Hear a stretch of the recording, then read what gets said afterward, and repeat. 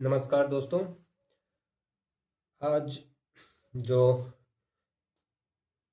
जो ईरान और इजराइल का जो युद्ध है वो इस समय बहुत ज़्यादा आक्रामक मोड पर पहुंच गया है।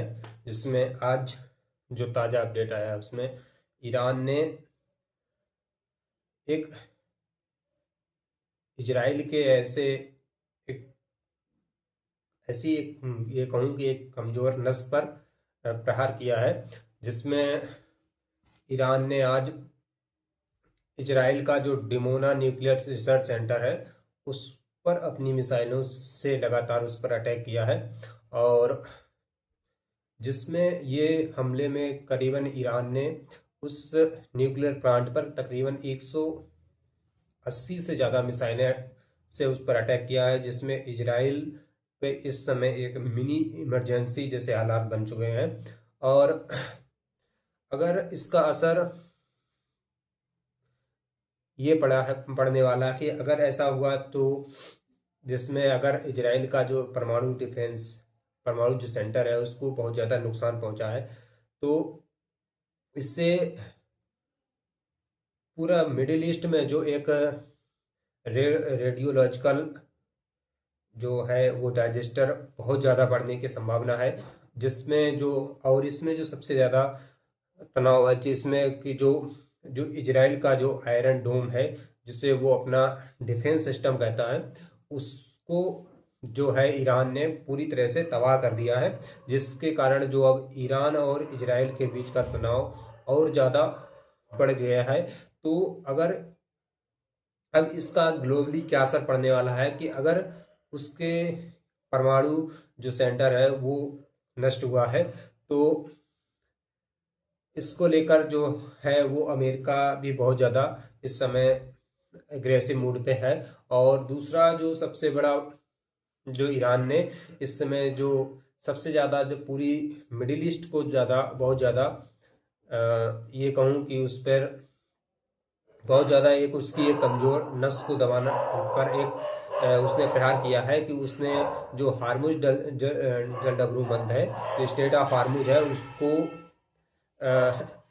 मतलब पूरी तरह से बंद कर दिया है। और उसने उस पर एक शर्त रखी है कि अगर कोई भी देश इस जलडमरू मध्य के द्वारा अपने जहाज को ले जाना चाहता है तो उसे 2 मिलियन US डॉलर का एक जो है वो भारी भरकम जुर्माना देना पड़ेगा।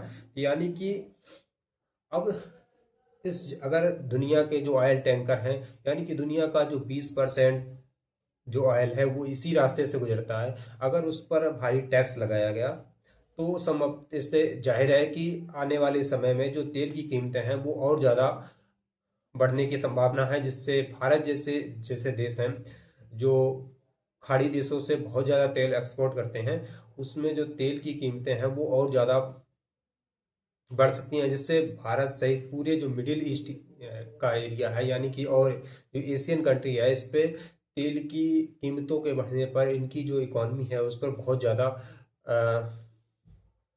असर पड़ने वाला है। और इसके साथ साथ जो अमेरिका के जो राष्ट्रपति जो डोनाल्ड ट्रंप हैं इसके बाद वो बहुत ज़्यादा आग बबूला हो गए और उन्होंने ईरान को जो है वो बहुत ज़्यादा एकदम डायरेक्टली उनको खुला धमकी दिया है कि उन्होंने कहा है कि ईरान को अगले 48 घंटे में स्टेट ऑफ हार्मुज को ओपन करना होगा।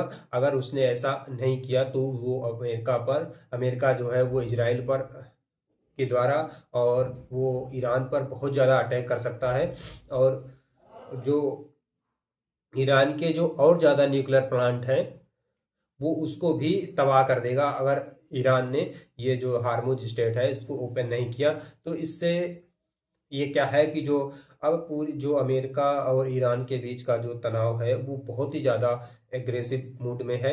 और इसी बीच जो ईरान है उसने अपनी एक मिसाइल है खुर्रम शहर 4 करके उस वो मिसाइल को उसने जो है उसका परीक्षण किया है। और इस मिसाइल का परीक्षण के बाद जो ईरान की ये जो मिसाइल है ये लॉन्ग रेंज मिसाइल है जो कि अमेरिका और ब्रिटेन कि जो जो डियोगो गार्सिया जहाँ पर उसका अभी थोड़े दिन पहले अटैक हुआ था वहाँ तक पहुँच सकती है। यानी कि अब जो ईरान है वो डायरेक्टली ओपनली अमेरिका के खिलाफ डायरेक्ट अपनी जंग छोड़ दिया है। तो इससे क्या हुआ है कि अब जो ये जंग है बहुत ज़्यादा आक्रामक रुख ले चुकी है। और इसी बीच में जो इजराइल ने अभी लेबनान पर अटैक किया, जिसमें जो उसने लेबनान में जो वहाँ का जो हिजबुल्ला था, हिजबुल्ला के जो टॉप कमांडर एक है अबू खलील बर्जी को मार दिया है। जिससे जो अब ये है जो अब जो इजराइल और लेबनान के बीच का भी तनाव बहुत ज़्यादा बढ़ चुका है। और इसी बीच पूरे दुनिया में जो तेल की कीमतें हैं वो बहुत ज़्यादा बढ़ चुकी हैं, जिसमें इसका खासकर जो विकासशील देश हैं इस पर तेल का असर व्यापक रूप से देखा जाता सकता है। क्योंकि जो श्रीलंका है, श्रीलंका जैसे देश में जो तेल की कीमतें हैं वो 25% से भी ज़्यादा बढ़ चुकी हैं। जिससे और ये भारत के लिए, भारत की एनर्जी सेक्टर के लिए भी बहुत बड़ी चिंता का विषय बन गया है कि लेकिन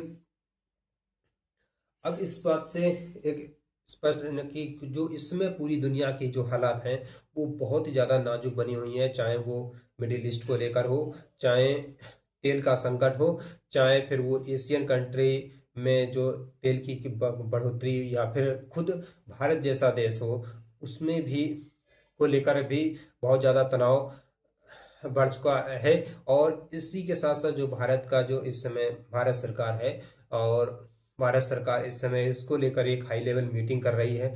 और वो रूस और ईरान के अतिरिक्त भी जो अन्य कई जगह से अपने जो एनर्जी सेक्टर तेल को लेकर कोई नए रिसोर्सेज पर